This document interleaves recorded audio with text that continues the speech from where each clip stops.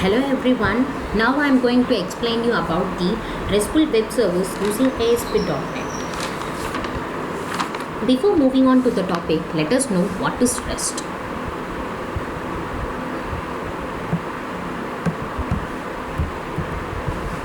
REST is a representational state transfer, and it is a one which has been developed as an alternative to SOAP-based service, and it provides the services like lightweight, simplicity, ability to transmit the data directly over the HTTP.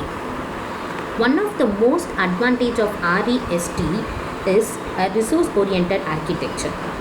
Every resource is given a unique identifier called as a universal resource identifier, and it also one which describes a architectural style in which the data is exchanged from the client to server using the standardized protocol, that is HTTP protocol. The methods that is used in the HTTP using the RESTful Web Services is get, put, post and delete. A get is a method that is used for retrieving the resources from the server, and the put is used to submit the data to be updated to the identified resource, and the post is a one which is used to submit the data to be processed to the identified resource. A delete is a one which is used to delete the specific resources. These are the methods in the HTTP. So far we have seen what is REST. Let us discuss about its architecture. Actually, in REST architecture, there are two transactions takes place. At the first transaction, we have used the method of get and post. This transaction is not a trusted one.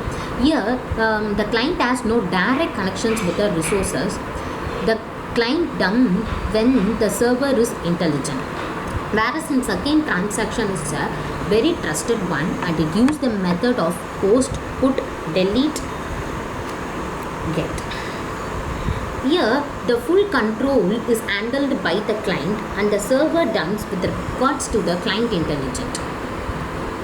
This is also an architecture for RESTful Web Services using ASP.NET. Architectural constraint in REST are 6. Client server. Here, the client and the server can be replaced and developed independently. Second constraint is statelessness. That is, the request that is sent from the client to the server contains the required information, whatever to send as a request. Catchability, uniform interface. The interface is a one which defines whatever the interfaces that is required for between the client and the server. Layered system. The client cannot say whether it is connected directly or any intermediary is needed to improve the system scalability and integrity. And the last one is code on demand. Let us discuss about the software that's supporting the REST web service using ASP.NET.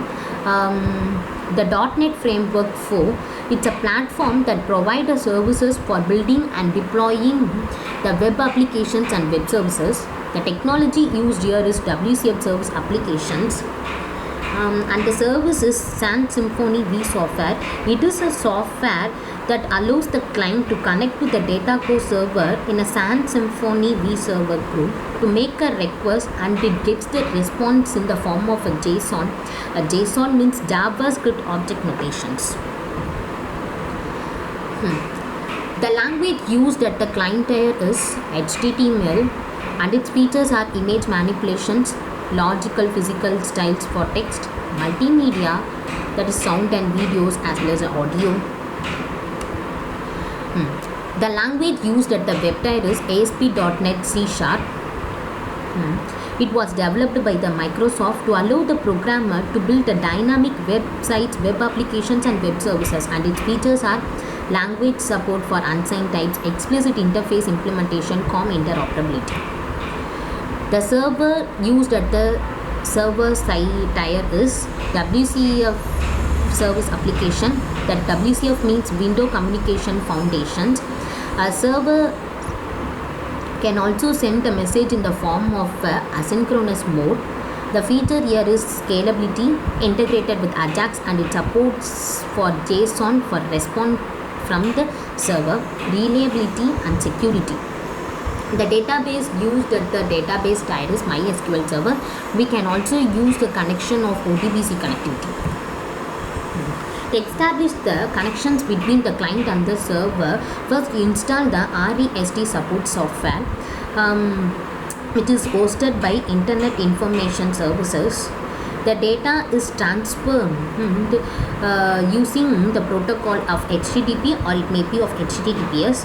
We must get the SSL certificate to create a trusted relationship between the client and the server, and the response we have already known, it returned in the form of JSON. UDDI, the directory service registration. It's a directory service registration that is designed to house the information about the business and their services in a structured way. The business registry provides the three distinct set of information: white pages, yellow pages and green page. These are the interfaces of UDDI. To host our services publicly or globally, we must have a service discovery, that is WCF service discovery. API allows the servers to publish themselves and client to find the published services. To find the servers, the client sends a prop message and it contains the contract type, keywords and scope. Once the request matches with the client, the servers sends the prop request that it has matched. So far we have seen the definition. Let us discuss about the implementations part.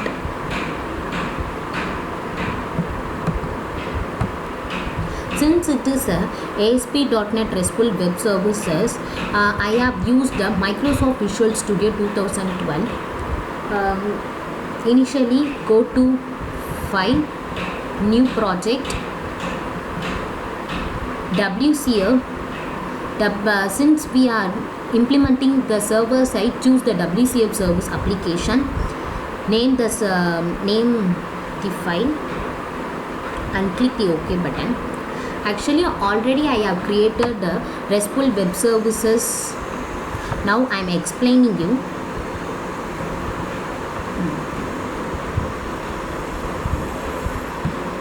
Right click on Server Explorer. Right click on Data Connection. Add new connection. You can add your tables to this page.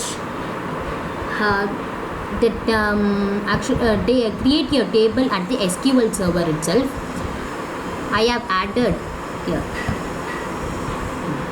These are the attributes that are mentioned in the MySQL server. This connection is made using the ADO.NET model, and the two files have to be mentioned. One is the SPC file and the other is a CS file and a data contract file. This is the data contract file. This file which contains all the attributes that you have created in the table. You have to mention here for accessing from the database. Then SPC. In the CS file, you have to mention the request to format and the response format. Both will be in the form of a JSON, and you represent the URI, that is, this is the function name, that is get all purchase data, and the method used is get. It means we are retrieving the data, that it means we retrieving the data from the server. For this particular function, we have written the code in the SPC file.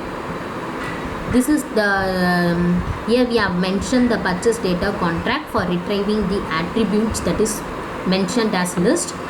Get all purchase table. These are the functions for retrieving. This is the query for retrieving the data from the table. After doing After doing this process, you have to configure it in the web configurations.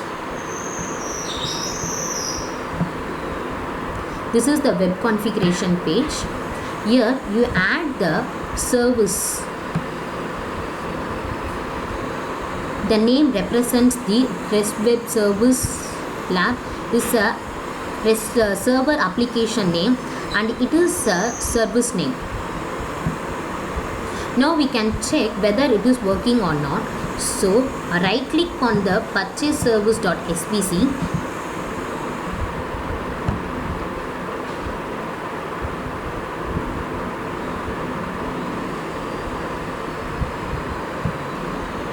Now the service side is running. We have to retrieve the data from the database. So give purchase table 1. Since I have explained you get all purchase table, I am mentioning get all purchase table in URL. All purchase table. Sorry. Purchase table.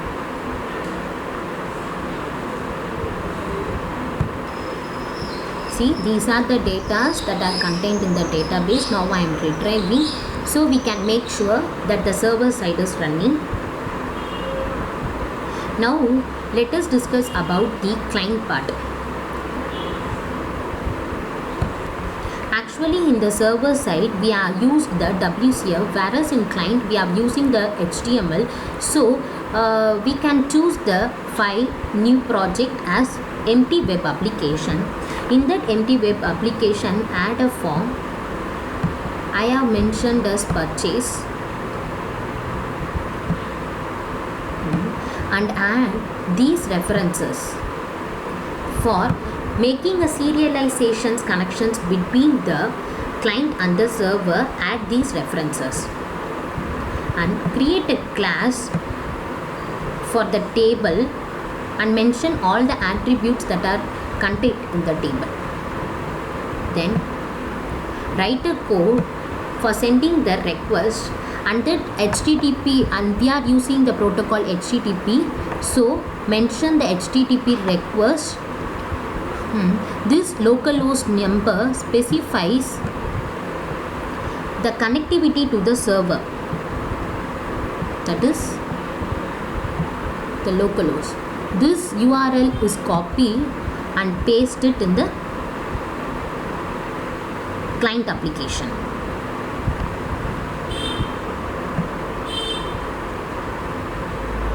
We can check whether the connectivity, now we can check whether the connection is establishing. I am running this page.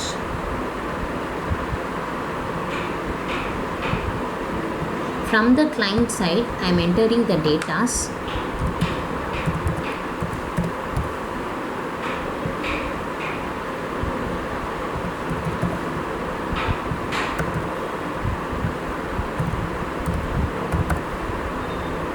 Landmark. I'm just entering PIN code, transport, delivery or cash, contact number, payment type, cash or debit card. I'm choosing as cash. Now I'm clicking the order button. The data that I mentioned will be inserted. To verify whether it is inserted or not, go to the server side, right click on Server Explorer,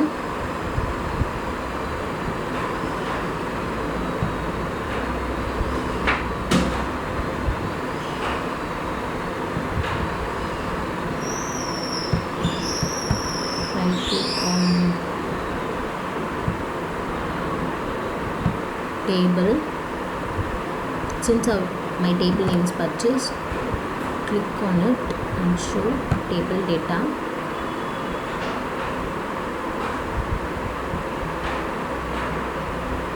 See, the data that I have entered is stored in this page.